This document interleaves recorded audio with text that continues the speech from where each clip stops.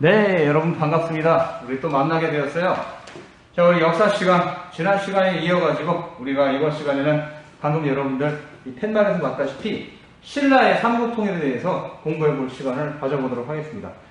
지난 시간까지는 우리가 고구려, 백제, 신라가 각각 어떤 방식으로 어떤 과정을 통해서 발전하게 되었는지 알아보았다 한다면 그 다음에 이제 문화, 각국 간에 고구려, 백제, 신라 간에 어떤 문화가 창출되었으며 그들 스스로 또 그 다음에 그 나라 밖에 있는 나라들과 어떤 관계와 교류를 맺었는지에 대해서 우리가 공부를 해보았다면 이번 시간에는 우리가 이제 본격적으로 이 삼국이 명멸을 거듭하는 정말 나라의 구분을 두고 항쟁을 벌이는 삼국 항쟁기에 대해서 알아보게 될 텐데요. 결국 뭐 최고의 승자는 여러분들 다 알다시피 신라가 결국 통일을 이루게 되죠. 뭐 통일이라는 말에 뭐 여러 가지 이견이 있습니다만은 그래도 공식적으로는 일단 통일을 이룩하게 됩니다. 그 과정에서 일어났었던 일들 우리가 공부해보는 시간을 갖도록 하겠습니다. 우리 지난 시간에 공부했었던 거 두 문제를 통해서 확인해보는 시간 가져보겠습니다. 1번 고구려의 교육기관으로 수도에 설치되어 유교 경전과 역사 교육을 시행하였던 기관 있었는데 어떤 기관이었죠? 소수림 왕이 만들었다고 우리가 알고 있죠?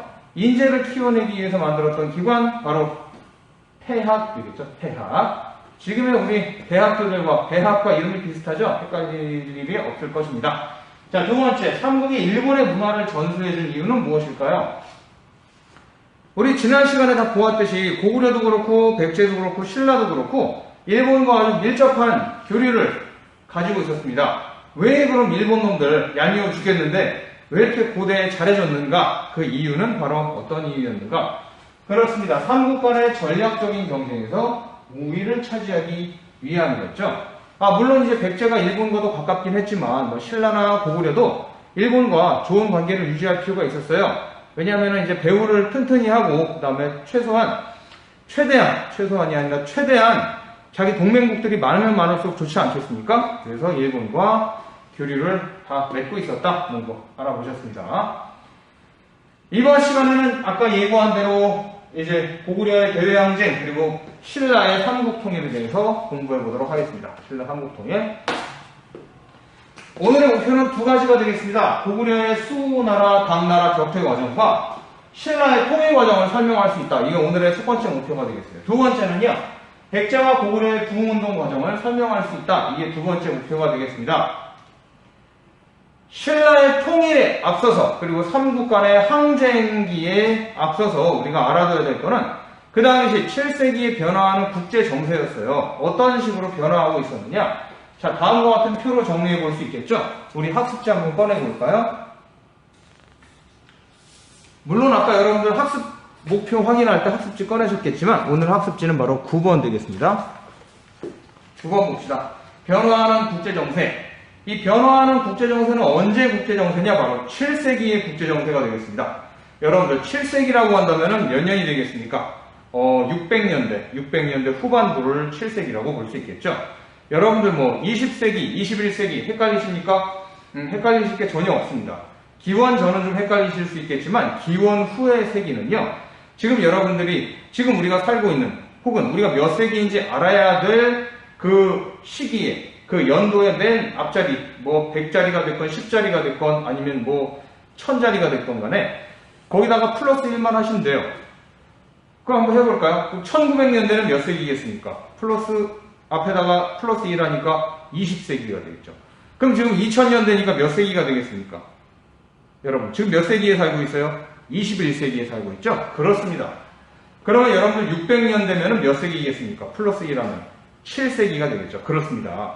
600년대 후반부, 즉 7세기에는요, 굉장히 아주 동아시아의 격변이 몰아치고 있었습니다. 어떤 격변이 일어나고 있었는가? 표를 보면서 하나하나 알아보도록 합시다. 학습지에도 표가 있고, 그 다음에 화면에도 표가 있고요. 자, 중국이 변화를 하게 됩니다. 수나라와 그 이어서 당나라가 중국을 통일하게 됩니다. 일단 우리 수나라에 집중하도록 합시다. 여러분들 옛날에 그 유명한 춘추전국 시대 아시죠? 수많은 나라들이 갈라져서 서로 항쟁을 벌이던 그 춘추전국 시대. 춘추전국 시대를 어느 나라가 통일합니까? 중국에서. 바로 진시 황제의 진나라가 통일되죠. 그 진나라가 오래 못 가고 초나라와 한나라로 나뉘어서 초한지 전쟁을 벌이다가 한나라가 승리를 거두게 되고 한 왕족, 즉 한 제국이 시작이 되죠. 뭐 우여곡절을 거쳐서 전한이 뭐 200여 년 가고, 그 다음에 후한이 200여 년 가고, 뭐 100여 년 정도 이상 가고 하다가 결국 후한이 무너져 내리고 삼국지 시대가 일어나지 않습니까? 삼국시대. 여러분들 뭐 유비도 나오고 관우, 장비, 뭐 조조, 제갈공명 등등 여러분들이 잘 아는 그 삼국지 소설의 무대가 되는 삼국시대가 그때 일어났다는 겁니다. 그러다가 그 삼국을 누가 통일합니까? 위나라요? 네, 정확히 말하면 그 사마시의 진나라가 삼국을 통일하게 되죠. 위나라도 아니었고 오나라도 아니었고 유비의 촉나라도 아니었고요. 그 사마시가 세운 진나라가 통일하게 됩니다. 근데 그 진나라는요, 우리가 흔히 서진이라고 불리는데 서쪽에 수도를 두고 있는 진이라고 해서 오래 가지는 못합니다. 북쪽에서 이민족들이 쳐들어오고 이 진나라 내부에 복잡한 갈등이 커지다 보니까 결국 남쪽으로 쫓겨내려가고, 북쪽에는 흔히 뭐 중국 사람들 입장에서 오랑캐라고 불리는 북방 이민족들이 나라를 세우는 그런 시대가 일어나게 되죠. 그걸 우리가 흔히 5호 16국 시대라고 그래요. 5호 16국 시대. 그런데 그 5호 16국 시대가 점점점 남북조 시대로 거듭나게 됩니다. 그 북쪽에서 내려온 이민족들이 여러 개의 나라를 만들다 보니까 그 나라들 중에서 강해진 나라가 북쪽 지역을 정복을 해서 북쪽 지역을 통일하고, 남쪽 지역으로 밀려간 한족 왕조들이 남쪽에서 왕조를 이어가다 보니까 남북조 시대라는 게 이어지게 되죠. 그래서 우리가 5호 16국 시대 다음으로 위, 진, 남북조 시대 뭐 이런 식으로 중국사를 구분하는 것이죠. 그렇게 중국이 분열되어 있던 시기에 한반도는요, 굉장히 평온했습니다. 중국의 여러 나라들끼리 분열되어 있고, 그 다음에 뭐 북조와 남조로 나뉘어 있지만 그래도 뭐 두덩이긴 하지만 그래도 양쪽에 팽팽하게 대치를 하고 있는 상황에서 이 고구려 백제 신라는 자기네들 발전이라든가 혹은 자기네 문제에 집중할 수 있었다는 거죠. 광개토대왕이나 장수왕이 영토를 넓히면서 고구려를 성장시킬 수 있었던 때도 중국이 그때 정신 못 차리고 갈라져 있을 때 그때가 적시였었고, 그때를 잘 활용한 그런 탓도 있었다고, 덕도 있었다고 많이들 학자들이 얘기를 하더라고요. 그런데 문제는 말입니다. 이 중국이 통일이 되면서부터 벌어지게 되었다는 겁니다. 이 중국에 갈라져 있었던 수많은 왕조들이 통합되면서 이제 더 이상 외부로 팽창해 나갈 때가 뭐 따로 없지 않습니까? 일단 통일을 이루어졌으니까. 팽창해 나갈 때가 있긴 있죠. 외부로 팽창해 나가야죠. 내부에서 이제 통일이 이루어졌으니까. 그러면서 주변에 있는 여러 나라들을 침략하기 시작하는데, 그런 상황에서 고구려나 백제나 신라도 역시 그 경랑에 휘말려 들어갈 수밖에 없는 상황이었다는 거죠. 그리고 통일된 그 중국 왕조의 가장 눈엣가시로 존재했던 게 바로 옆에 붙어있던 강대국 고구려였다는 겁니다.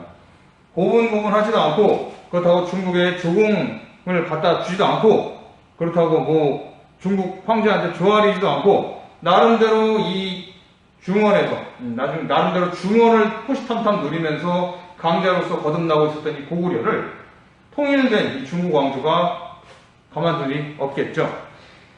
결국 남쪽과 북쪽 왕조로 나뉘어져 있었던 중국은 수나라라는 나라로 통일이 이루어지게 되고, 그 나라는 결국 고구려한테 압력을 가하게 되었다는 것입니다. 두 번째, 신라의 고립. 여러분들 백제와 신라가 나제 동맹을 맺고 한강을 점령했던 거 여러분들 아실 거예요. 근데 한강 하류를 신라가 백제의 대구를 공격해가지고 어떻게 하게 됩니까? 네, 백제로부터 이제 빼앗아오게 되죠. 그러다 보니까 고구려 입장에서는 자기네들이 점령하고 있었던 한강 유역을 뺏기니까 당연히 화가 났을 것이고, 그리고 백제 입장에서는 자기네들이 응당 차지해야 할 한강 유역, 원래 백제의 땅이었었죠. 이걸 뺏기다 보니까 화가 났었죠. 그래가지고 고구려와 백제가 연대를 해서 신라를 아래 위에서 샌드위치로 누르고 있는 상황이었다는 겁니다. 신라는 한강 하류를 획득함으로써 중국과의 교통로를 확보하게 되어 여러분들이 서해안 지역에 그 태안반도 쪽 있죠. 충남 그 일대, 거기 당항성이라고 불리는데, 우리가 뭐 경기도 평택 지역도 그렇고요. 그 지역을 갖다가 통해서 중국과 바닷길로 교류를 할 수 있었는데, 이 지역을 백제와 고구려의 협공으로 뺏길 상황에 처하게 됐다는 겁니다. 신라 입장에서는 이를 헤쳐나갈 필요가 있었겠죠. 신라가 상당히 위기에 놓이게 됐고요. 세 번째 변화는요, 대립이 심화가 됐다는 거예요. 결국 남북 세력과 동서 세력이 대립하게 되었다. 이 얘기가 무슨 얘기냐? 다음 지도를 한번 보면서 생각해 볼까요? 이 동아시아 지도가 되겠습니다. 여기가 한반도고 고구려, 백제, 신라, 그리고 통일된 중국의 왕조가 되겠죠. 자, 중국이 통일이 됐지만, 이 통일 왕조가 탄생했지만은, 수나라 입장에서는 고민이 있었어요. 이 북쪽에 아직 존재하고 있는 이 돌궐족과 같은, 거란족과 같은 이러한 이민족들을 어떤 식으로 통제를 할 것인가 고민이었죠. 이 돌궐 입장에서는 갑자기 수나라가 이 중원을 통일을 하게 되니까 걱정이 됐다는 겁니다. 다음 타깃이 자기네들이 될 터인데. 그래서 돌궐과 고구려는 수나라, 그 다음에 그 뒤에 등장할 당나라를 견제하기 위해 둘이 동맹을 맺게 되었습니다. 그리고 고구려는요, 수나라와 당나라를 견제하기 위해 돌궐과 동맹을 맺음과 동시에 남쪽에 있는 신라가 점점 강원도 북쪽으로 치고 올라오니까 이 신라를 견제하기 위해서 백제와 손을 잡게 됩니다. 그럼 백제 얘기하기 전에 그럼 신라는요, 고구려와 백제를 동시에 공격하기 위해 어떻게 했느냐? 바다 건너 수나라 혹은 그 다음에 등장할 당나라와 동맹을 맺게 되었죠. 그리고 백제는 신라를 견제하기 위해 외와 동맹을 맺게 되었습니다. 고구려와 아까 동맹 맺은 건 방금 말씀드렸으니까요. 그리고 수나라와 당나라는 통일된 이후에 자기네 세력을 위협할 수 있다고 생각되는 이 고구려를 차단하기 위해서, 고구려를 견제하기 위해서 바다 건너 신라와 동맹을 맺게 되죠. 이것처럼 동서 세력과 남북 세력의 연합, 남북 세력과 동서 세력의 충돌이라는 건 바로 이 그림을 이해하시면 되겠습니다. 여러분들 학습지에도 잘 나와 있습니다. 학습지에도. 여기 지도 보이시죠? 네, 이 지도가 바로 이 지도 되겠습니다. 돌궐, 고구려, 백제 외로 이어지는 이 남북 세력, 수나라 혹은 당나라, 그리고 신라와 연계되는 이 동서 세력 간에 정말 이 세계 대전이, 어떻게 보면 진짜 세계 대전이라고 할 수도 있어요. 그 당시에 동아시아가 인구도 많고 이 발전 정도도 높았기 때문에 어떻게 보면 이 동아시아 세계의 세계 대전이라는 건 이 아시아 세계의 대전이라고 볼 수 있겠군요. 자, 이런 상황에서 이제 드디어 문제가 벌어지게 됩니다. 문제가 문제를 벌이게 되는데, 재미없다. 미안합니다. 네. 문제, 고구려 침공. 수나라를 통일한 황제가 바로 누구냐? 이 문제였어요. 수문제. 그럴 문자를 써서, 이제 황제. 이렇게 이름을 붙인 거죠. 황제의 이름이라기보단, 엄밀히 말하면 그 황제의 묘의 이름이에요. 우리 조선왕조 왕들 기억나시지 않습니까? 세종, 세조, 태종, 영조, 정조, 이런 이름들이 다 그 왕의 이름이 아니라 그 묘의 이름이거든요. 마찬가지로 이 황제의 이름도 묘의 이름인데, 그냥 편의상 이 황제가 어떤 황제인지를 지칭하는 용어로 이해하시면 되겠습니다. 수나라를 처음으로 세운 사람의 이름은요, 양견이었어요. 성이 양씨고 이름이 견이에요, 견. 근데 이 양견을 이제 수문제라고 부를게요. 이 수문제는요, 통일을 이룩한 이후에 고구려를 압박을 합니다. 옆에 강한 이웃이 있으면 통일한 지 얼마 되지 않는 이 수나라 입장에서는 위협을 받지 않겠습니까? 더군다나 고구려 입장에서도 수나라가 굉장히 껄끄러운 존재였어요. 그동안 중국이 갈라져 있어가지고 나름대로 자기네들 고구려 입장에서는 세력을 떨치기 편했는데, 통일된 그런 수나라가 고구려에 압력을 넣고 있었다는 겁니다. 고구려에 계속해서 조공을 바치라고 요구하고 있었고, 고구려 왕더러 수나라의 수도에 와서 자기네 황제를 한테 인사오라고 그러고, 이 말이나 되는 얘기입니까? 그렇게 갈등이 벌어지고 있을 때 수나라 문제가 벌써 먼저 전쟁을 준비를 하죠. 고구려를 토벌하겠다는 마음을 먹고 수륙 양면에서 군대를 동원해서 요동 땅으로 들어올 생각을 하게 됩니다. 근데 그때 고구려가 달래 고구려겠습니까? 그 당시에 고구려는 평원왕 이후에 이제 그 영양왕이 왕위에 재위하고 있었는데요. 이 수나라의 공격 의도를 알아차리고 먼저 30만 대군을 보내서 선제 공격을 가하게 됩니다. 와, 우리나라 역사상 중국을 이렇게 대군을 동원해서 선제 공격을 한 역사가 있었습니까? 네, 바로 이때 있었습니다. 그 선제 공격은요, 히트앤드런식 작전이어서 오랫동안 머물러 있진 않는 그런 공격이었지만 굉장한 성과를 거두게 돼요. 수나라 입장에서는 불의의 일격을 당하니까 화가 나지 않았겠습니까? 그래서 수나라 문제는 대군을 거느리고 고구려로 쳐들어오게 됩니다. 자, 이렇게 해서 대규모 접전이 벌어지게 되는데 우리 표를 통해서 한번 과정이나 결과도 볼까요? 수나라가 고구려를 위협하자 고구려가 요서 지역을 선제 공격을 했어요. 그리고 수 문제가 30만 대군으로 쳐들어오게 되는데 결국 실패하게 되었다는 겁니다. 아까 선생님이 고구려가 30만 대군으로 쳐들어갔다고 그랬나요? 네, 조금 말 실수가 있었던 것 같아요. 네, 30만 정도는 아니었던 것 같고요. 수나라가 30만 대군으로 쳐들어갔다는 걸 선생님이 좀 잘못 생각해갖고 머릿속에서 30만 하다 보니까 좀 오류가 났네요. 널리 이해해 주세요. 자, 아무튼 수 문제가 동원한 30만 대군은요, 육지로도 오고 배로도 와서 아주 그냥 물밀듯이 밀고 들어왔지만 기록에 보면 그 당시에 뭐 역병도 돌고 그리고 요하를 건널 때 늪에도 많이 빠지고 그 당시에 기상 조건도 안 좋아서 제대로 싸워보기도 전에 패퇴했다라고 기록이 돼 있대요. 그런데 뭐 얘기 듣기로는 고구려의 이 전력이나 고구려의 그런 성과를 깎아먹기 위해서 그렇게 일부러 자기네들이 뭐 날씨 탓을 하고 주변 지형 탓을 했다라고 이제 많은 학자들이 얘기를 하고 있는데요. 아무튼 하여간 고구려도 열심히 싸웠고 수나라도 스스로 이제 실책을 저지른 바람에 수 문제에 고구려 침공은 실패하게 됩니다. 자, 그런데 수 문제가 병으로 죽게 돼요. 병으로 죽었다고 하기보다는 암살당했다는 설이 좀 더 유력하죠. 수 문제는요, 많은 아들들이 있었어요. 근데 그 중에 첫째를 후계자로 내정하였으나 둘째 아들인 양광, 성이 양씨고 이름이 광이에요. 그 수 문제는 양견이라고 했잖아요. 그 둘째 아들 양광이가 자기 아버지를 암살하고 자기 형도 암살하고 해가지고 황제의 자리를 차한탈에 가깝게 차지하게 되는데 그가 바로 문제의 인물 수양제였습니다. 수양제. 대표적인 폭군으로 이름이 높죠. 수양제는요, 자기 아버지 때 이루지 못한 고구려 정벌의 꿈을 이루기 위해서 고구려를 또 쳐들어오게 됩니다. 대규모 대군을 동원해가지고 고구려를 쳐들어오는데, 거의 2차, 3차에 나눠가지고, 1, 2, 3차에 나눠가지고 쳐들어왔다고 그래요. 이때 동원한 병력들만 단일 병력으로 113만 명이라고 그러더라고요. 여러분들, 100만 대군이라는 말 들어보셨습니까? 100만 대군? 얼마나 수많은 사람들이겠습니까? 여러분들, 진짜 10,000명도 아니, 1000명도 엄청나게 많은데, 1000명도 아니고, 10,000명도 아니고, 10만 명도 아니고, 100만 명보다 더 해서 13만 명, 돼서 113만 명이라는 적병이 쳐들어왔다고 생각하면 여러분들, 정말 그걸 보는 것만으로도 아주 아찔할 겁니다. 거의 저글링 수준이에요, 저글링 수준. 그냥 개떼처럼 몰려오는데, 아무튼 그런 위기에 고구려가 놓이게 되었다는 겁니다. 자, 고구려는 명운을 다해가지고 수나라와 싸움에 들어가게 됩니다. 여기서 지면 고구려는 멸망하는 거죠. 이 외적을 맞이해서 고구려 군사들은요, 목숨을 걸고 싸워요. 이때도 영야왕 때였는데, 나중에 영류왕이 되는 건무가 태자가, 이제 건무가 태자죠. 네, 태자가 건무죠.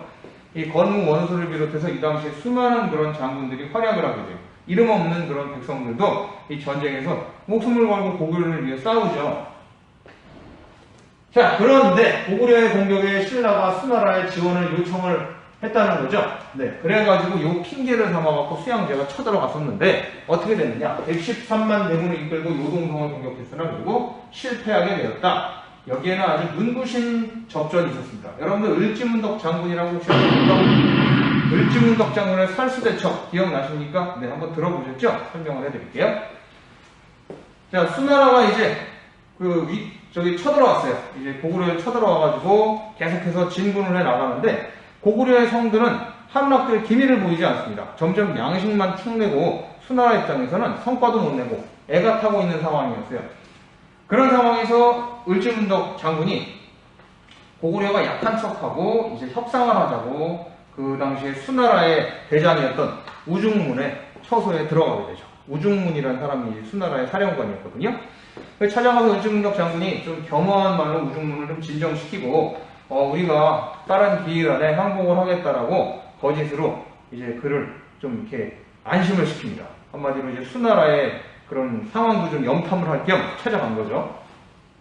그래서 가만 보니까 병사들은 병들어 있고 군량은 떨어져 가고 수나라가 점점점 전쟁을 치를 의사가 점점 사라지고 있어요. 전위를 상실하고 있었다 이겁니다. 그래서 을지문덕 장군은요, 야, 조금만 더 밀어붙이면 수나라를 꺾어버릴 수 있겠구나 생각을 해서 수나라를 계속 끌어들이기로 마음을 먹습니다. 그리고 나서 약조를 하고 돌아간 이제 을지문덕 장군은요, 차일피일 수나라에게 항복하겠다는 약속을 미뤄요. 그러다 보니까는 애가 탄 우중문의 수나라는요, 야, 이거 안 되겠다. 정말 남은 전력을 짜내가지고 고구려의 수도로 쳐들어가야겠다 해가지고 말을 달려서 쳐들어오죠. 그런데 을지문덕이 누굽니까?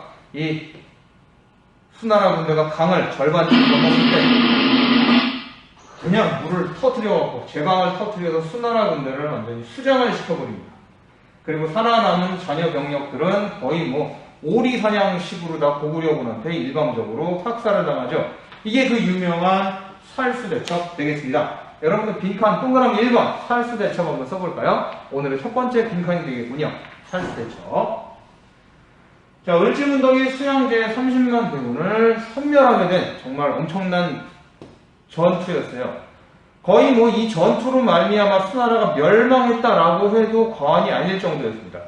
여기서 전력을 소진한 수나라는요, 결국 나중에 선생님이 설명하겠지만 멸망의 길로 가게 됩니다. 수나라의 침략 모두 실패하고 국력과의 소모와 내란으로 결국 수나라는 멸망하게 됩니다. 전쟁을 일으킨 장군이었던 수양제는 부하의 손에 의해서 암살당하는 비운을 맞이하게 되죠.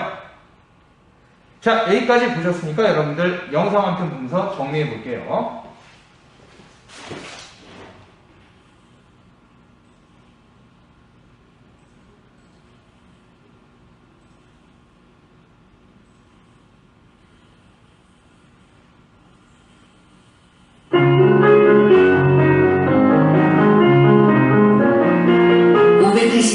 중국을 통일한 수는 고구려를 견제하고 제압하려 하였고, 이에 고구려 역시 강력하게 수에 맞서게 됩니다.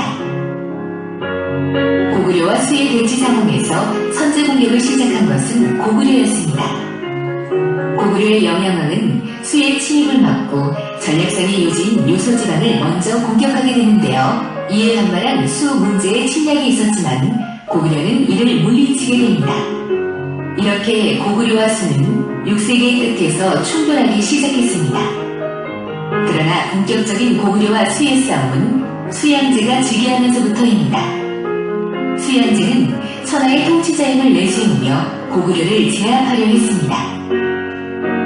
616년 수양제는 무려 113만 대군을 동원하여 고구려를 침략하게 됩니다. 그러나 먼저 요동성을 공격하였지만 함락시키는 데는 실패하게 됩니다. 또한 바다를 건너 평양성 부근까지 수군을 침투시켰지만 수군마저 참패하게 됩니다. 이에 당황한 수양제는 우중군에게 30만 명의 별동대를 주어 평양성을 공격하게 했습니다. 우중군이 거느린 별동대는 온갖 우여곡절 끝에 평양성 부근까지 진군하였지만 크게 지치고 굶주린 우중군의 진영에 우중군을 비웃는 을지문덕의 우원씨가 보내졌고, 속은 것을 한 우중군은 결국 후퇴하게 됩니다.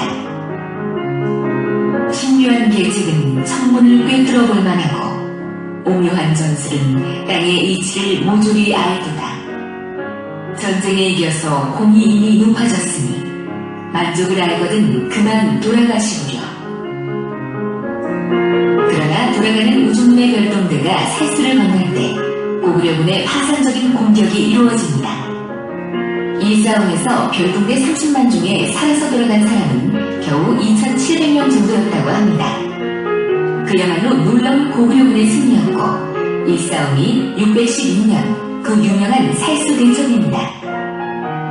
결국 수군은 퇴각하였고, 이후로도 수는 몇 차례 고구려를 더 공격하였지만 고구려는 모두 물리치게 되는 것입니다.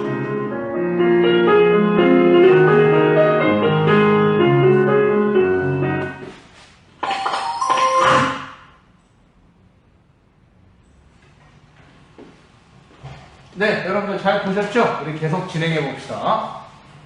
전쟁을 승리로 이끈 고구려는요, 평온해졌을까요? 그 정반대였습니다.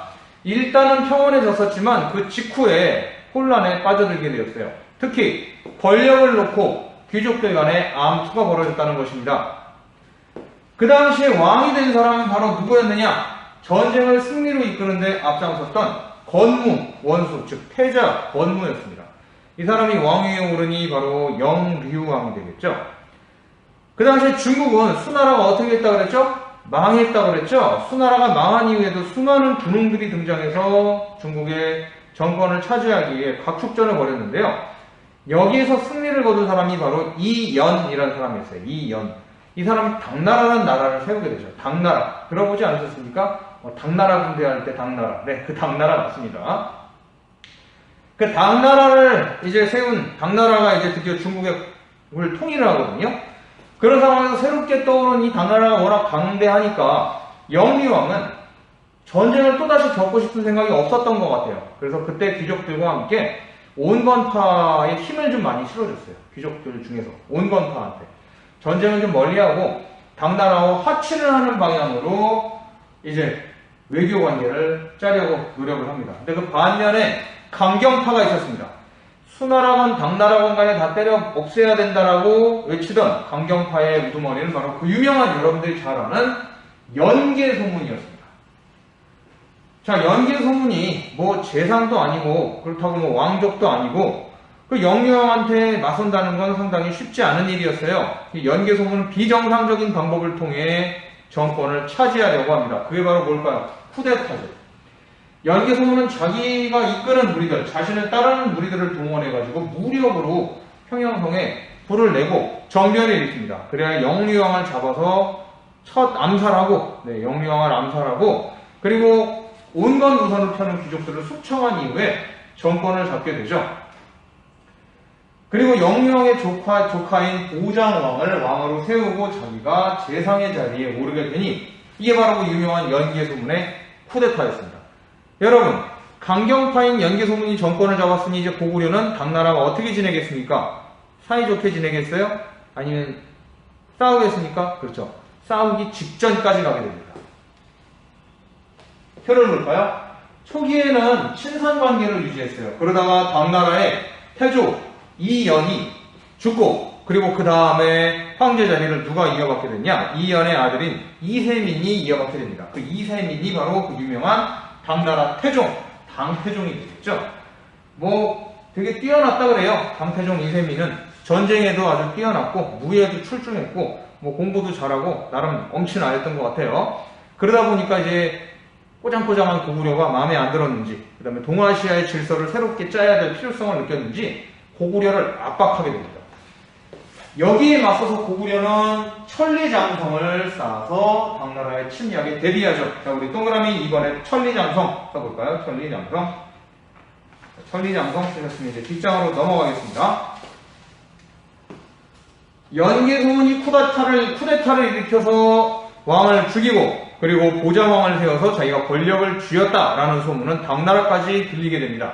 당태종 입장에서는 이걸 핑계로다가 고구려를 쳐들어갈 마음을 가지게 만들죠. 그래서 당태종은 군사를 모아가지고 고구려를 쳐들어옵니다. 수많은 군사들이 당나라 군사들이 유화를 건너고 바다를 건너서 평양성으로 직접 쳐들어오는 부대도 있었고 이 고구려의 산성들을 하나하나 공략해 나가기 위해서 이제 고구려의 국경지대로 모여들게 되는데요. 고구려라고 가만히 있었겠습니까? 목숨 걸고 싸웠겠죠. 수나라도 막아냈는데 당나라는 못 막아내겠느냐 하면서 고구려의 모든 그런 제장들이 모여가지고 이제 당나라와 결전을 벌이게 됩니다. 자, 일단 배경부터 볼게요. 자, 이 당나라의 침입, 옆에 동그라미 4번에 안시성 싸움이라고 여러분들 빈칸에 채워두시기 바랍니다. 안시성 싸움. 배경은 무엇이냐? 자, 동그라미 3번에 들어갈 연개소문의 대당 강경책이 배경이었고 당나라 태종이 고구려를 정복하고자 하는 그런 헛된 욕심을 가졌기 때문이었죠. 그리고 연개소문의 쿠데타를 구실로 고구려를 쳐들어오게 되는데요. 이 당태종은요, 전쟁이 귀신이었어요. 수나라 문제나 수양제와는 비교할 수 없을 정도의 전략의 천재였습니다. 이 사람의 전략은 어떠했느냐? 옛날에 수문제나 수양제는요, 고구려를 쳐들어올 때 이 고구려에 있는 산성들, 수많은 산성들이 있지 않습니까? 산성이 뭡니까? 산성. 알칼리 반대말입니까? 아, 미안합니다. 아, 재미없어. 안 할게요. 네. 산성, 산을 의탁해가지고 지은 성 아니겠습니까? 우리 학교도 저 뒤쪽에 산 있잖아요. 효성산이라고 그러던가요? 뭐 그렇게 높은 산은 아니지만 나름 험준하죠.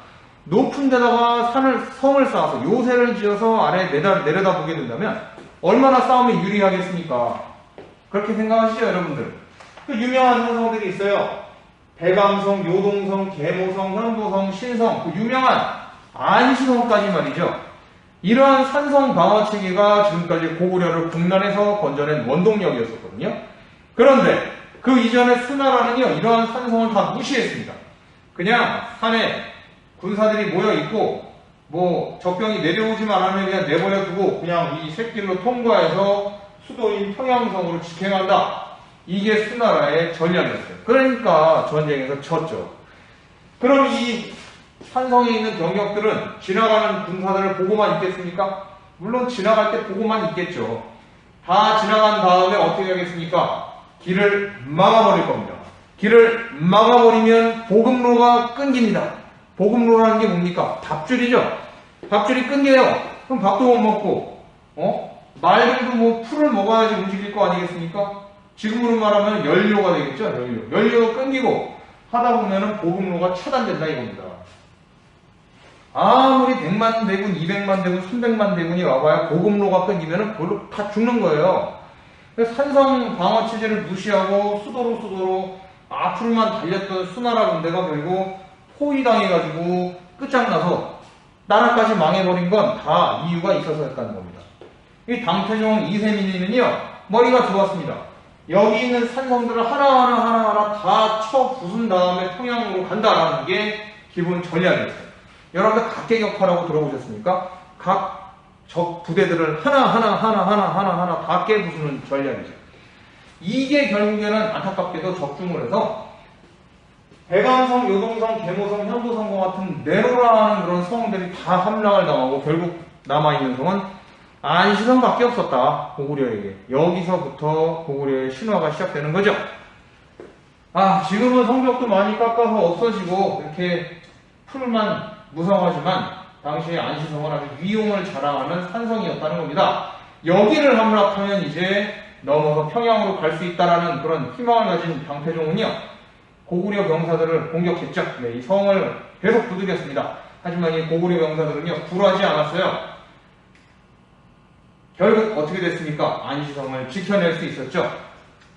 우리가 흔히 알려져 있기를 안시성의 성주를 뭐 양만춘이라는 이름으로 불리는데 그 이름은 정확하게 전해져 내려오지 않습니다. 그래서 안시성주라고만 불리는데 그 안시성주가 돌아가는 당태종에게 잘 가라고 이렇게 뭐 손을 흔들어 주고 당태종이 잘 싸웠다고 뭐 고구려 이제 이 병사들과 안시성주에게 비단을 화사했다는 그런 이야기도 있죠.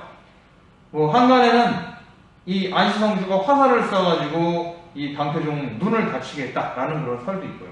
아무튼 사실이 어땠든 간에 정말 이 팩트는요, 결국 이 당나라는 안시성의 높은 벽을 넘지 못하고 전쟁에서 져서 그대로 돌아갔다는 것입니다. 자, 이렇게 요동성, 대감성이 함락되는 가운데서도 우리 동그라미 4번에 들어갈 안시성 써보자. 안시성 싸움에서 패배하여 당나라가 철수하고요. 중국에 침입해서 고구려가 우리 민족의 방파제 역할을 톡톡히 하게 되었다는 점이죠. 고구려의 저력이라는 게 느껴지십니까? 자, 밑에도 그림이 나와 있겠지만 고구려의 산성 방어 체제가 되겠습니다. 고구려가 무조건 평야에서 막 기마무사로 철갑무사들과 함께 그냥 나와가지고 적군과 싸우느냐, 꼭 그것만은 아니고요. 그렇게 싸운 적도 있었지만 대부분 고구려의 전술은 산성 방어 전술이었어요. 험준한 산과 산 사이에 요새를 만들어가지고 적들이 그 일대를 지나다니지 못하게 한다거나 아니면 이 산성을 무시하고 우회해서 돌아가려는 적을 보급로를 끊고 뒤통수를 때리는 그런 식의 전법을 썼다는 것이죠. 물론 이제 성을 공략하려고 하는 적병들도 아주 수많은 무기를 썼어요. 여기 뭐 사다리나 성문을 부수는 충차 등을 썼지만 이 높은 데서 공격을 하는 이 고구려군의 공격에 뭐 배겨냈겠습니까? 여러분들 뭐 핸드폰 게임 보면은 타워 디펜스 같은 게임들이 많더라고요. 대부분 어디 길목 막아놓고 쳐들어오는 적들 때려잡는 게 다 타워 디펜스 스타일 게임 아니겠습니까?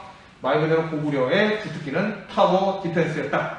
그리고 그 뒤에는 요동 지역에 아주 그냥 활발한 철광, 그 다음에 강력한 무기 조달, 그리고 수많은 백성들의 보급, 이로 인해서 고구려가 싸울 수 있었다는 것이죠.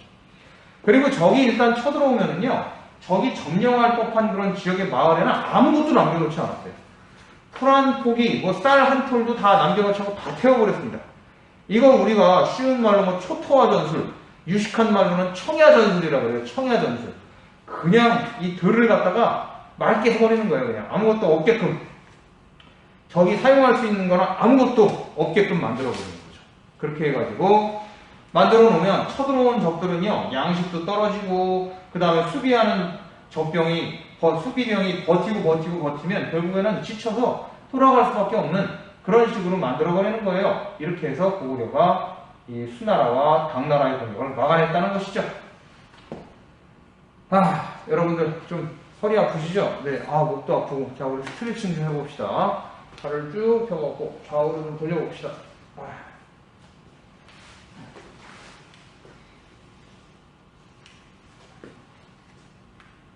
자, 몸 좀 풀리셨습니까? 그럼 이제 첫 번째 장 빠이빠이 하고 이제 두 번째 장 보도록 할게요.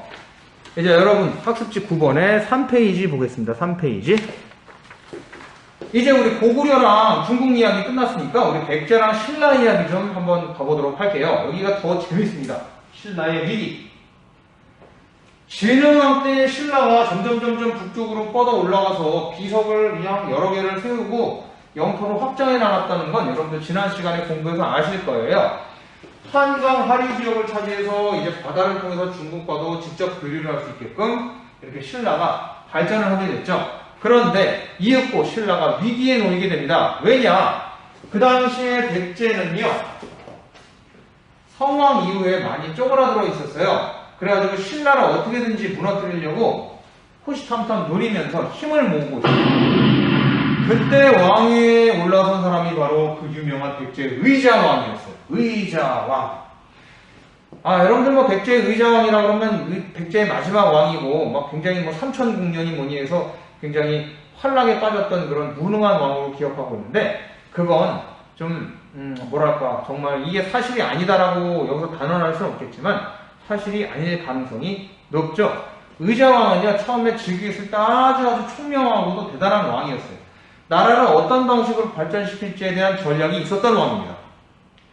어렸을 때는 해동 증자라고 불릴 정도로 굉장히 효심이 깊은 왕이었었다 그래요.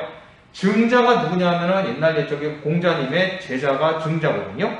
아주 최고의 효자로서 이름이 높은 사람이 증자였는데, 바다 동쪽에 있는 건너편에 있는 증자다라고 불릴 정도면 아주 의자왕은 대단한 그런 덕성을 가진 사람이었었다는 그런 방증이 되겠죠. 뭐 덕성만 높았던 게 아니라, 덕만 높았던 게 아니라 전략가이기도 했어요. 이 의자왕은 복수를 하기로 합니다. 자기 옛날에 할아버지 성왕의 복수를 위해서, 조상 성왕의 복수를 위해서 신라를 완전히 멸망시켜버리기로 마음을 먹습니다. 그리하여 어떻게 했냐고요? 어떻게 하기는 쳐들어갔죠. 한강 위협을 노리기보다 일단 신라의 본진이라면 어디겠습니까? 바로 신라의 수도 경주가 되겠죠.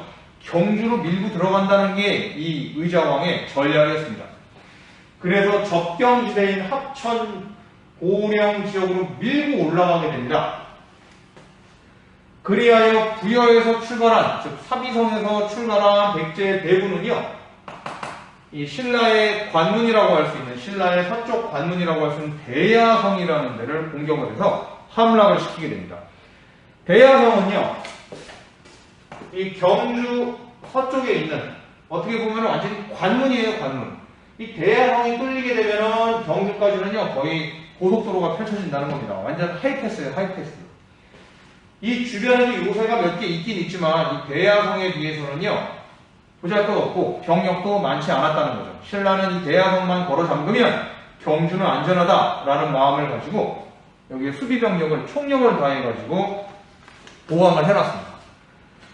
그 당시 뭐 이런 일화가 있습니다. 대야성 성주가 바로 누구였냐면 김품석이라는 사람이었는데, 이 사람이 누구냐? 바로 저기 김춘추 아시죠? 나중에 왕위에 오르게 되는 김춘추의 사위였어요. 그러니까 김춘추 딸이랑 여기 대야성주가 결혼한 사이였었다는 거죠. 그만큼 이제 장인의 후광을 받아갖고 출세를 하고 있었고 그랬는데 그 나름대로 이 김품석도 상당히 세력이 있는 사람이었습니다.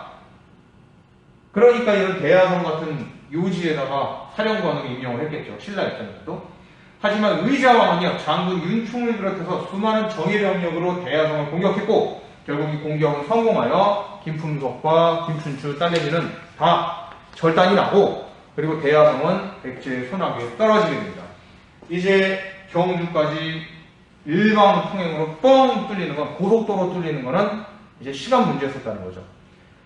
신라 귀족들 뿐만 아니라 신라 왕족들 뿐만 아니라 신라 백성들도요, 충격을 받게 됩니다. 이제 백제군이 조만간 이 설화벌을 땅에 방도하겠구나라는 말이죠. 그 다음에 딸과 사위를 잃어버린 김춘추는요, 삼국사기에 의하면은 사람이 앞에 왔다 갔다 해도 알아보지 못할 정도로 멍하고 있었단 말이죠. 자, 하여간 백제의 빈칸 채워볼까요? 동그라미 5번. 의자왕의 공격으로 대야성을 비롯한 40여 개 성을 백제에 뺏기면서 멸망의 위기를 겪게 됩니다. 그리하여 여기 여러분들 사진 잘 안 보이시면 좀 줌해서 보세요. 이 백제가 점점 영토가 조그맸었잖아요. 근데 대야성을 차지하고 이제 김해 지역과 경남과 경북 경계선 일대를 갖다가 먹어 들어가게 되었다는 것이죠. 조금만 더 쳐들어갔으면 아마 경주까지 점령해서 신라가 끝장났을 수도 있는 상황이었어요. 이 북쪽으로는 당항성 지역 있죠? 당항성. 지금의 보면은 평택항 인근인데요. 이 당항성과 이 한강 하류까지 백제가 고구려와 손을 잡고 샌드위치 공격을 합니다. 그래서 신라는 이 한강 하류까지 잃어버릴 상황에 놓이게 됐다는 거죠. 신라 입장에서는 결국 기댈 곳이 어디밖에 없었겠느냐? 당나라밖에 없었다는 판단이 됩니다. 그리하여 당나라에 사절을 보내서 나당 연합을 맺게 되었죠. 백제와 고구려에 고립된 신라는 당에 김춘추를 외교관으로 파견했고 그리고 대동강을 경계로 영토를 나누기로 당나라가 신라와 밀약을 맺게 됩니다. 신라 입장에서 상당히 우리 입장에서는 신라가 괘씸할 수 있어요. 대동강 이남을 갖다가 당나라에 자기네들이 먹고 대동강 이북 지역에 지금으로 말하면 한반도 북부와 만주 지역을 당나라 준다는 그런 약속을 하다니 정말 지금 우리 관점에서 보면은 한심하죠. 신라 입장에서는 어땠겠습니까? 나라가 망할 위기에서 뭐라도 다 내줘야 자기네 나라를 지킬 수 있다라는 그런 생각이 들었는지도 모르겠죠. 아무튼 썩 마음에 들지는 않습니다. 머리로는 이해는 가지만 가슴으로는 받아들일 수가 없네요. 자, 이런 상황에서 당나라와 신라가 손을 잡고 백제를 압박을 하게 됩니다. 김유신이 이끄는 대군은요, 당나라와 협공을 하기로 마음을 먹어요. 당나라는 배를 타고 덕적도를 지나 바로 사비성까지 쳐들어가기로 마음을 먹었고, 그리고 신라군은요, 이천을 지나 계속 내려와서 육로로 백제를 압박하기로 마음을 먹죠. 이렇게 당나라와 신라와 당나라의 나당 연합군의 공격이 시작되었다는 겁니다.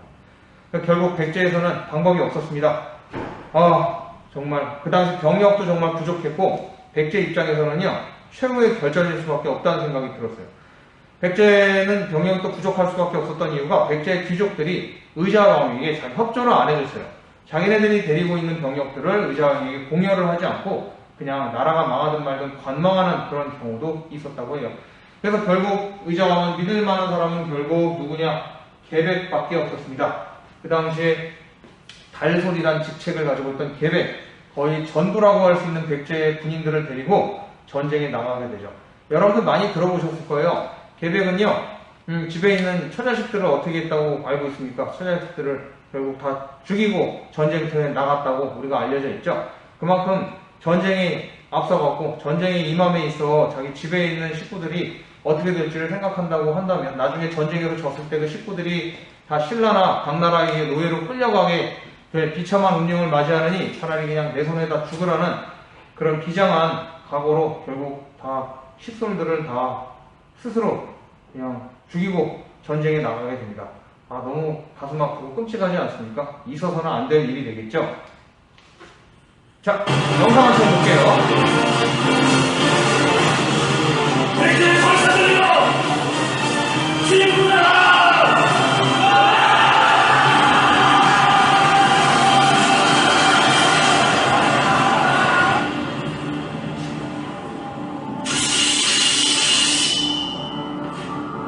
친구라!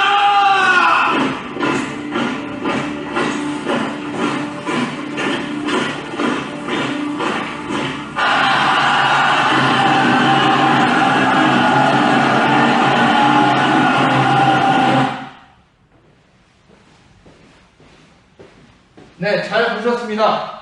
이게 바로 이제 백제의 최후의 결전인 황산벌 전투였습니다. 황산벌이라는 영화도 굉장히 유명한 영화였는데 너무 옛날 영화여서 그래도 그나마 이것도 참 옛날 드라마긴 하죠. 그나마 최근 드라마라고 할 수 있는 계백 드라마를 여러분들 보여드렸어요. 자, 아무튼 이 황산벌에서 백제의 마지막이라고 할 수 있는 이 군사들이 전멸당하면서 결국 백제 수도 사비성도 나당연합군에 의해 함락당하게 됩니다. 지배층의 내분과 신라의 계속된 공격으로 멸망을 당하게 되었다는 것이죠. 백제의 그 긴 역사는 660년에 종지부를 찍게 되는데요. 빈칸에 들어갈 황산벌 전투 여러분들 쓰시기 바래요. 어디 갔냐? 동그라미 6번에 황산벌 전투 혹은 황산벌 싸움이라고 쓰시면 되겠네요.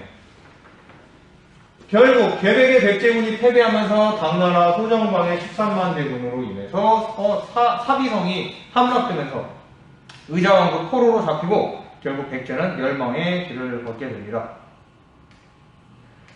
자, 우리가 흔히 이제 낙화암에 삼천궁녀라는 그런 설화가 있는데요.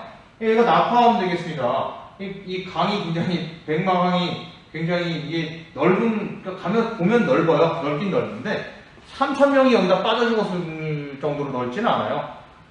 그만큼 이제 의자왕이 막 되게 좀 환락에 젖어서 굉장히 혼군이었다, 혼란스러운 군주였다라는 걸 부각시키기 위해 후대 사람들이 그냥 윤색해서 쓴 기록 때문에 이렇게 우리가 알고 있는데 결코 이제 우리가 과학적으로도 이거는 입증이 되지 않고 그리고 역사라는 게 또 그 승자의 기록이다라는 그런 말이 있지 않겠습니까? 패배한 군주는 그만큼 왜 패배했는지에 대한 그런 정당성을 만들기 위해서 그 패배한 군주는 원래 무능했다, 원래 포악했다 이런 식으로 승자들이 꾸며서 쓰는 경우가 상당히 많습니다. 그래서 의자왕도 이런 식으로 누명을 쓰지 않았는가? 원래 있었지도 않았었던 일인데 뭐 이런 생각을 한번 해보게 됩니다. 낙화암에 가면은 좀 애잔해요. 굉장히 비장미가 느껴집니다. 이 나라가 망한다는 게 굉장히 슬픈 일이고 괴로운 일이거든요. 자, 이제 고구려 이야기 한번 해보도록 하겠습니다. 고구려 이야기. 당나라의 공격마저 막아낸 이 고구려, 그럼 어떻게 되었을까? 연개소문이요. 당나라의 공격을 막은 이후에 병이 나서 죽게 됩니다. 그리고 연개소문의 세 아들뿐만 아니라 그 당시에 숨죽이고 있었던 귀족들도 연개소문이 죽고 난 이후에 분열하게 되죠. 당나라와 화친할 것이냐, 당나라와 끝까지 싸울 것이냐를 두고도 굉장히 경론이 벌어지게 됩니다. 그런 상황에서 당나라는 총력을 쏟아부어서 고구려를 공격하게 되죠. 고구려 입장에서 더욱더 불리해진 게 뭐냐? 남쪽에 있는 백제가 점령당하니까 남쪽으로도 당나라 군대가 쳐들어 올라오는 거예요. 이 백제의 옛날 영토를 통해 가지고 이 당나라 군대가 올라오니까 평양까지 또 얼마나 가깝겠습니까? 더군다나 신라군까지 이에 가세해서 고구려는 당나라와 신라와 싸워야 되니까 이거 완전 2대1 아니겠습니까? 고구려는 상당히 곤란한 처지에 놓이게 됐는데 이를 버텨내지 못하고 결국 거듭된 전쟁으로 국력이 쇠퇴하였으며 연개소문의 아들 간의 권력 다툼이 심화되면서 백제가 멸망한 이후 8년이 지나서 668년에 나당연합군에 의해 평양성이 함락되면서 고구려도 역사의 뒤안길로 사라지게 되었습니다. 자, 우리 빈칸에 7번에 안동도호부라고 써볼까요? 안동도호부. 이 안동도호부는 무엇이냐? 이 당나라 놈들이 고구려를 멸망시키고 고구려의 영토를 자기네들이 지배하기 위해서 안동도호부라는 관청을 세운 것이죠. 간단히 설명드리면 일본 놈들이 우리나라를 강제 지배하면서 조선 총독부를 세웠던 것과 상당히 유사한 상황이라고 여러분들 보시면 되겠습니다. 화나는데 기분도 나쁘고 슬픈데 열받지 않습니까, 여러분? 이런 걸 보시니까. 자, 그러면 백제도 망하고 고구려도 망했으니까 그냥 끝났나? 아니죠. 여러분 군가에 보면 밟아도 뿌리 뻗는 잔디풀처럼 시들어도 다시 피는 무궁화처럼 이라는 가사가 있습니다. 무슨 노래였는지 선생님 조금 기억은 좀 안 나는데 지금 불러드리기는 조금 애로사항이 있고요. 아무튼 그것처럼 그 노래 가사처럼 우리 조상들은요 짓밟혀도 계속 일어났다 이 얘기가 되겠습니다. 백제나 고구려가 망했다고 그냥 끝난 게 아니에요. 이 나라를 부흥시키기 위한 그런 움직임들이 있었으니 그것이 바로 백제 부흥운동, 고구려 부흥운동이었다 이 얘기가 되겠습니다. 먼저 백제의 부흥운동 먼저 볼까요? 복신과 도침이라는 이 백제의 인사들과 흑치상지라는 그런 백제의 옛날 장군이 각지에서 부흥운동을 벌였습니다. 나당연합군을 야밤에 습격하기도 하고 그리고 신라군을 갖다가 신라군의 배후를 교란하기도 하고 당나라 군대의 진지를 습격하기도 하고 하는 식의 여러 가지 활동을 벌여가지고 굉장히 이제 뭐랄까 이 나당연합군을 곤혹스럽게 만들었죠. 백제가 아직 살아있다는 걸 보여줬습니다. 임존성과 이게 주류성이라고 그러죠. 여기가 임존성입니다. 충청남도 예산에 있다라고도 이제 많이 알려져 있고요. 네, 그 다음에 여기가 그 주류성이라고 하는데 정확히 이제 주류성의 위치는 자세히 알려져 있지는 않지만 나름대로 이제 주류성이라고 추정되는 곳에 복원을 가한 모습이 되겠습니다. 서천이라고도 하는데요. 자, 주도 인물은 흑치상지, 그 다음에 복신, 도침, 그 다음에 이제 그 의자왕의 아들 중에 한 사람인 부여풍이 이제 주도를 해서 나당연합군에 맞서서 싸웠어요. 그리고 일본에 그 SOS를 보내가지고 일본에서 구원 병력을 파견해서 일본에서 20만 명 정도의 구원 병력이 와서 싸움을 벌였습니다. 이게 바로 동그라미 8번에 들어갈 백강 싸움이었습니다. 백강 전투. 근데 여기서 안타깝게도 이 일본의 백제 부흥 운동 지원군이 패전을 하게 됩니다. 백강에서 나당연합군에게 대패를 하게 되면서 결국 일본의 백제를 지원하는 병력도 결국 다 노력도 무의로 돌아가게 되었다는 것이죠. 그리고 지배층의 내분으로 백제 부흥운동도 실패하게 되었다는 것. 고구려 부흥운동은 어땠는가? 오골성, 북매성 지역에서 이제 고현무가 활동했고요. 한성 지역에서 권모장, 나중에 안승은 배신하고 금마저로 내려가서 살긴 사는데 하여간 이렇게 고구려 부흥운동도 거셌었습니다. 오장왕도 요동 지역에서 끝까지 이 고구려 부흥운동군을 지도를 했었죠. 하지만 지배층의 내분, 당나라의 회유와 이주 정책으로 인해서 결국에는 고구려 부흥운동도 백제 부흥운동과 마찬가지로 실패하게 되었습니다. 자, 하지만 고구려 부흥운동 실패에 의해 발해가 언급되니까 조금 아쉬움은 덜하죠. 자, 우리 그러면 이 내용을 정리하는 영상 한 편 보시겠습니다.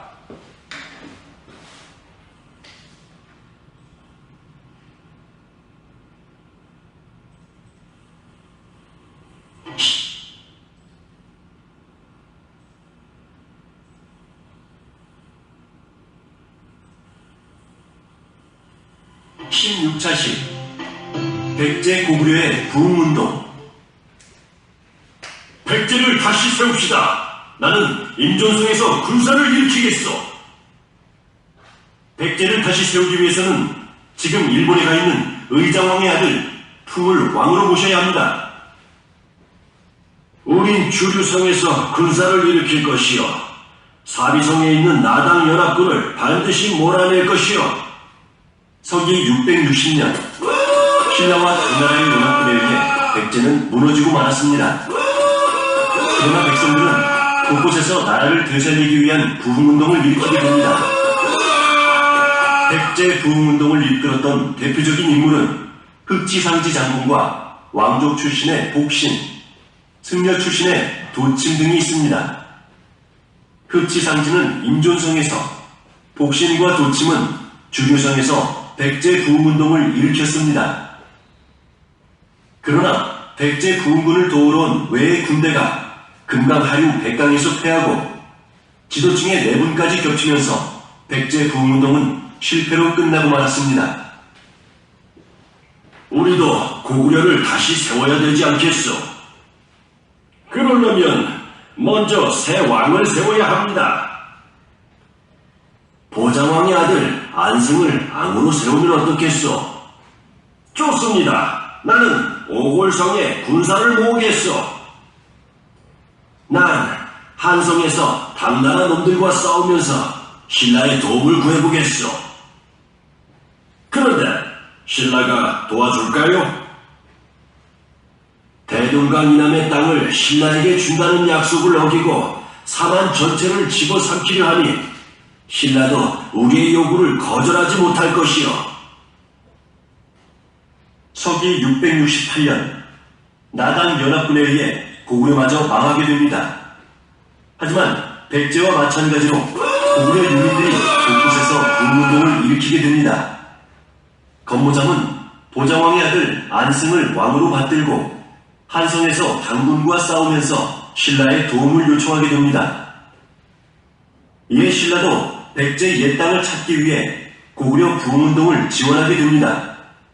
고현무도 오골성을 근거지로 삼아 신라군과 연합하여 당나라 군대와 맞서 싸웠습니다. 내 손으로 건모장을 죽이다니. 여봐라! 이제 우리 고구려 부흥군은 모두 신라에 투항할 것이다. 신라에 잘 오셨소. 내 그대를 보도국의 왕으로 삼을 것이니 고구려 유민들과 함께 금마저에서 여생을 편안히 보내도록 하시오.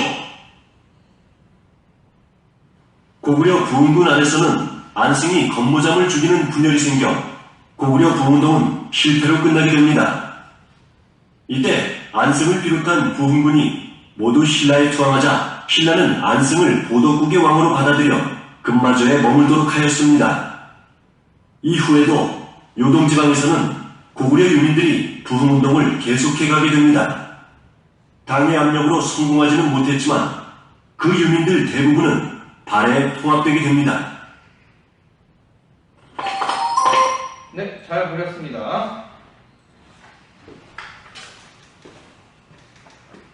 자, 빨리빨리 진행해 봅시다. 백제와 고구려 부흥운동이 실패한 이유는요, 당나라 군사력이 워낙 강했기 때문이죠. 그 다음에 두 번째는 아까 봤다시피 지도군의 내분이 심했고 신라가 배신을 했어요. 당나라만 몰아내는 게 신라의 목적이었거든요. 백제랑 고구려 부흥을 왜 도와주겠습니까? 신라가 말이죠.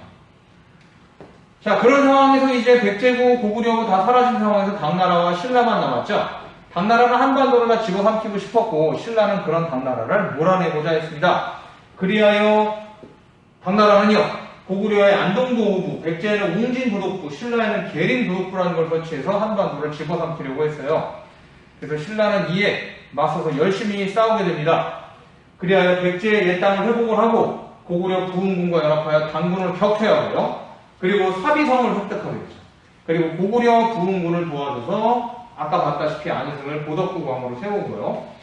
그리고 매소성과 기벌포에서 각기 전투에서 승리를 거두게 돼서 당나라를 몰아내게 됩니다.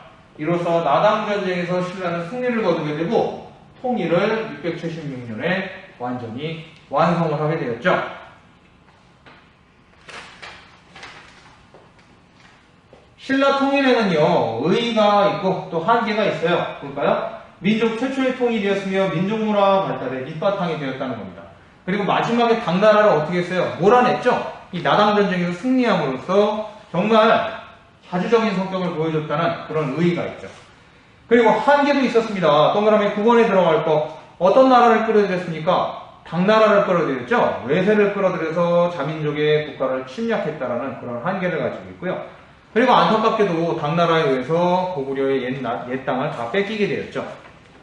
물론 나중에 발해가 들어서긴 하지만 그래도 당나라한테 그 땅을 다 내줬다는 게 너무 안타깝습니다. 이러한 한계를 가지고 있다는 겁니다.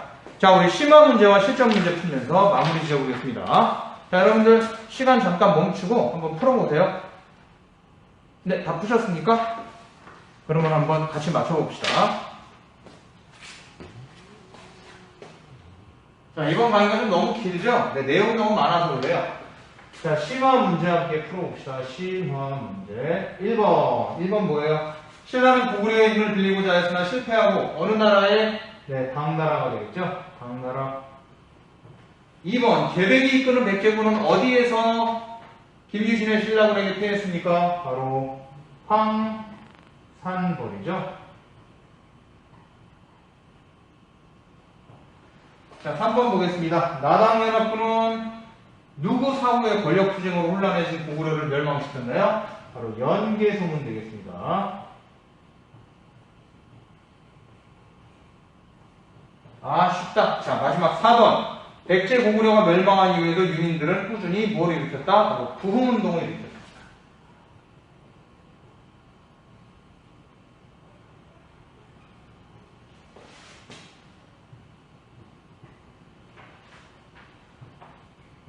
잘 안 보이십니까? 자, 이렇게 보시면 되겠습니다. 1번 당, 2번 황산벌, 3번 연개소문, 4번 부흥운동. 자, 그럼 이제 실전 문제 객관식 한번 풀어보도록 하겠습니다. 자, 기억에 들어갈 내용으로 적절한 것을 고르면 부정적인 시각을 고르는 거죠. 정답은 1번 중국 세력이 강의 도움을 받았다는 거. 자, 이렇게 해서 오늘 모든 과정을 마무리 지었습니다.